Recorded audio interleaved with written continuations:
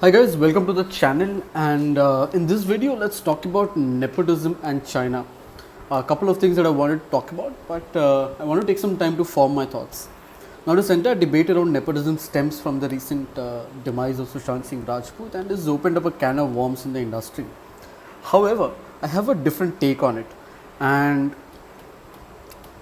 let's think about nepotism from the perspective of between someone who is privileged and someone who is not privileged.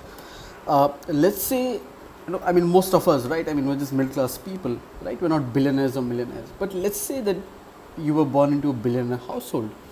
For you, your entire life would look very different, and your perceptions around what life should be would be very different than someone who's born into middle class or a lower middle class household, right? I mean, you wouldn't even understand the gravity of a situation in a scenario where, let's say, you don't have a job or you don't have to worry about the consequences of not having enough money to put food on the table at the end of the day.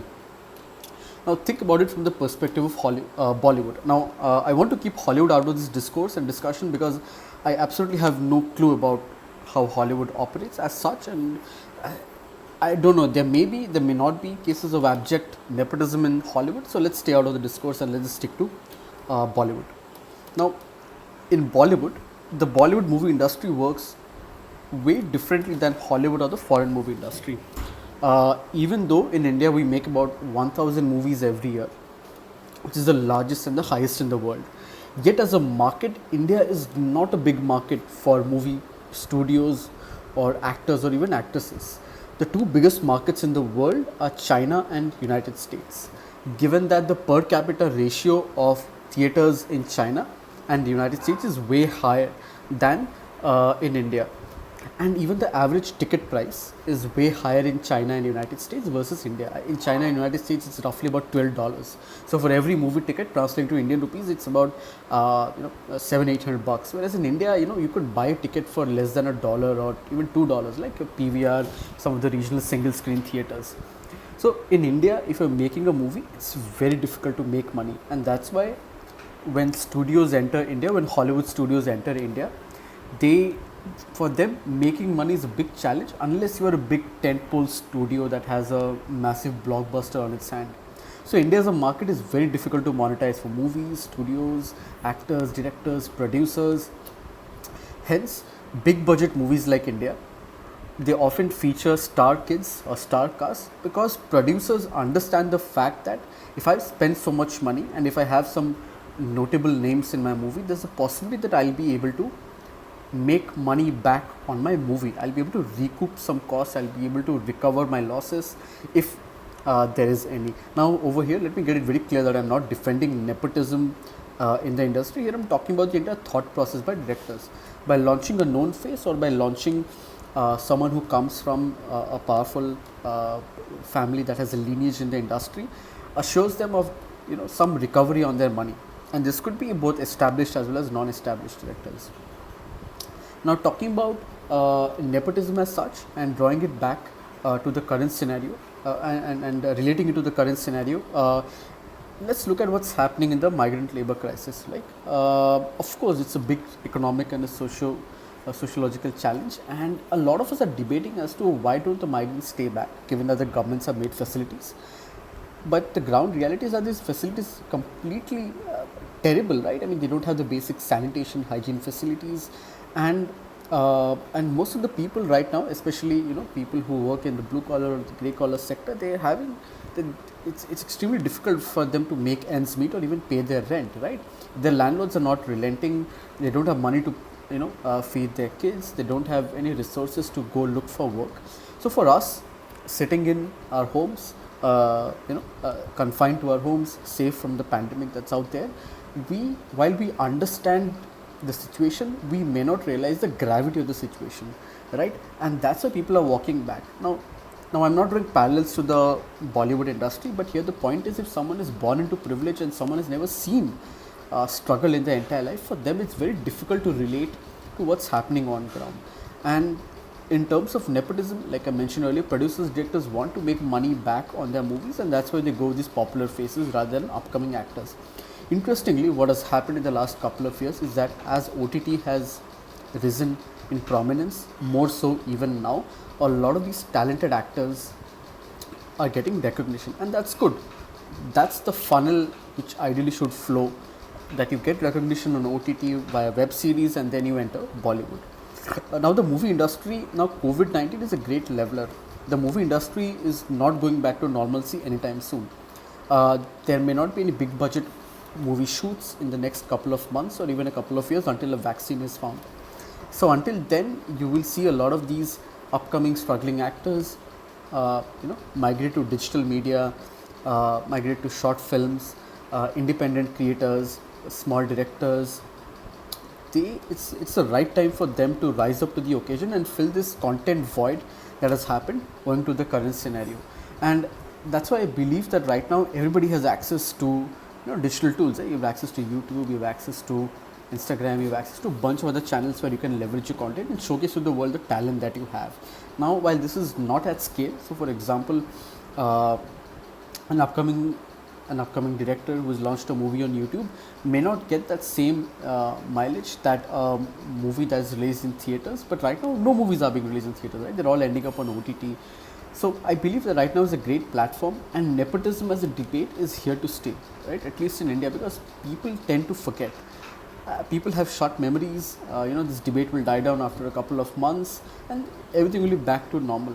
Now, is there a solution to this? And I believe there is.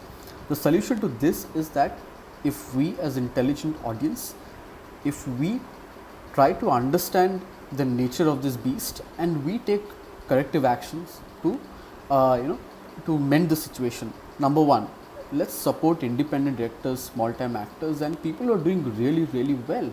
Right now we have a plethora of content platforms, both free and paid, to choose from. You can find a bunch of amazing short movies on YouTube, a bunch of amazing short movies on Hotstar, and let's go support these creators on digital platforms, Instagram, YouTube, Twitter, wherever they are.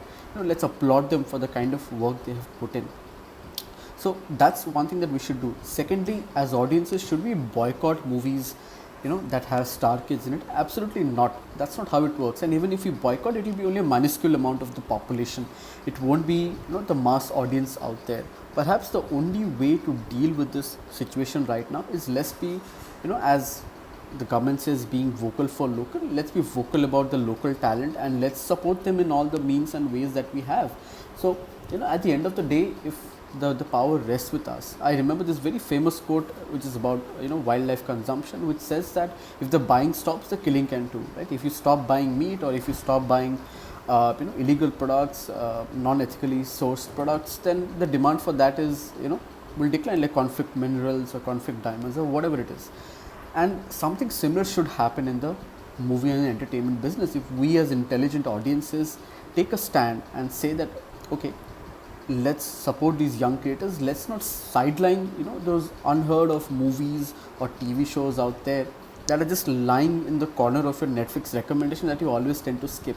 Let's explore those movies, let's explore those wonderful actors, and let's support all of them. Acting is, as an industry, is a low barrier industry, like anyone can enter into it, but to sustain yourself in the industry is of course very difficult. Out of the 1,000 movies I mentioned earlier, how many of them even make money? I guess maybe less than 1%. Most of them fail, right? Most of them don't make enough money to recover their costs. But right now it's a great time for everyone to leverage digital media, social media, and let's come out in support of these actors. Now, talking about China as an industry, interestingly, China has this policy where they allow, I think, about 50 foreign movies in a year, and beyond that they don't. They have this cap. And one actor who's done really, really well in China is Aamir Khan. If you look at all his movies, PK, Three Idiots, or any of the Dangal for that matter, they've minted money in China. They've minted money in China. Now, if we have to match our capabilities to a country like China, we must understand that we must build the requisite infrastructure to support our talent. And then this ties back to the nepotism debate as well, because if we have enough infrastructure to cater to this talent, to cater to this volume of movies that we're making, maybe we don't need to release movies in other countries that are currently having disputes with us. Yeah, maybe as a market we can be self-sustaining. But so can we completely rely or can we completely remove our reliance on foreign markets for movies in the future after the pandemic? Absolutely not. Foreign markets are important. for movie producers, for actors to make any kind of money, because it's extremely difficult. When you see the budget of a movie, what most people don't realize is that there are a lot of ancillary costs, staff, then budgeting, then marketing, promotions, and a lot of other things that people don't usually talk about. So movie making is an incredibly difficult business, and perhaps it's as good as throwing a pile of cash into fire. I mean, yeah, you will get warmth out of it, but you're not going to, actually double that cash, right? So it's that value is intangible when you spend that much money. It's an intangible value. So let's not get into the debate right now as to if we need other markets or not. India, as a trade deficit country, we need other markets to support our local economy. Instead, what we should focus on is building up a robust infrastructure. Let's invite more people and more production houses across the world. Invite them to shoot in India. We have a lot of beautiful locales. Give them tax breaks and invite more film-based tourism, right? And I think the moment we create shows and movies that have a global scale, like Game of Thrones, which is I think shot in some remote locations that have suddenly grown in popularity. I think we can shoot. We have the talent and the scale to create epics like that. So I think a sea of change is needed, but perhaps the most important change that's required is if we as intelligent audiences take the time to support independent, strong creators and simply not rant about it on Twitter that nepotism, but at the end of the day, when you have nothing else to watch on a Sunday or Saturday, you chill back and watch that typical Khan Kapoor movie, right? Take your time, explore some good movies out there. There are plenty of them. And that's what the video is all about. Thank you so much for watching. I believe that the power rests in our hands as intelligent audience. If we create enough demand for intelligent movies, the supply will flow there as well.